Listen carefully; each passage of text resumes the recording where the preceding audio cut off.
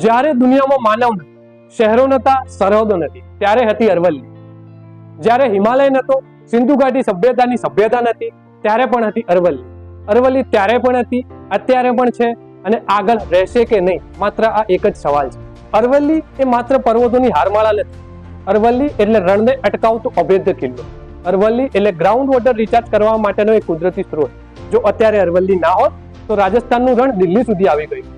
ગુજરાત, રાજસ્થાન, હરિયાણા અને દિલ્હી આની શ્વાસ નળી એટલે અરવલ્લી.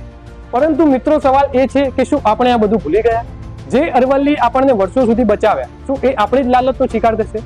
હમણાં તાજેતરમાં જ આવેલો એક સુપ્રીમ કોર્ટનો ચુકાદો, એની અંદર એવું જાણવા મળ્યું કે અરવલ્લીની અંદર જે પણ ટેકરીઓ 100 મીટરથી નીચી છે એ હવે અરવલ્લીનો ભાગ ગણાશે નહીં. પહાડ એ કાયદાની વ્યાખ્યામાં પહાડ ના રહે તો એમાં ખનન કાર્ય થઈ શકે છે. આપણે અત્યારની પરિસ્થિતિમાં પણ પર્યાવરણને લગતા કેટલા બધા પડકારોનો સામનો કરીએ છીએ. મિત્રો, માન્યું કે વિકાસ જરૂરી છે, પરંતુ વિનાશના બદલામાં નહીં. જો આપણે અરવલ્લી બચાવશું તો અરવલ્લી ભારતનું ભવિષ્ય બચાવશે. કેન્દ્રીય પર્યાવરણ, વન અને જળવાયુ પરિવર્તન મંત્રાલય દ્વારા આપેલી આ વ્યાખ્યા મુજબ, અને આ વ્યાખ્યાની અંદર સુપ્રીમ કોર્ટે મોહર મારી. મિત્રો, અરવલ્લીની અંદર અંદાજે 12,081 જેટલી ટેકરીઓ છે. એની અંદરથી આ વ્યાખ્યા મુજબ માત્ર 1,048 જેટલી ટેકરીઓ જ હવે અરવલ્લીનો ભાગ રહે. કહેવાનો મતલબ એમ કે 90% જેટલો હિસ્સો હવે અરવલ્લીનો ભાગ ગણાશે નહીં.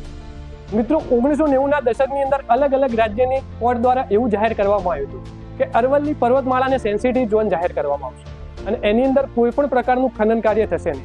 પરંતુ હમણાં તાજેતરમાં આવેલા ચુકાદા મુજબ હવે અરવલ્લીના જે ભાગ 100 મીટરથી નીચા છે ત્યાં આગળ હવે ખનન કાર્ય થઈ શકશે. અને જો આવું થશે તો અરવલ્લી એ હવે અરવલ્લી નહીં રહે.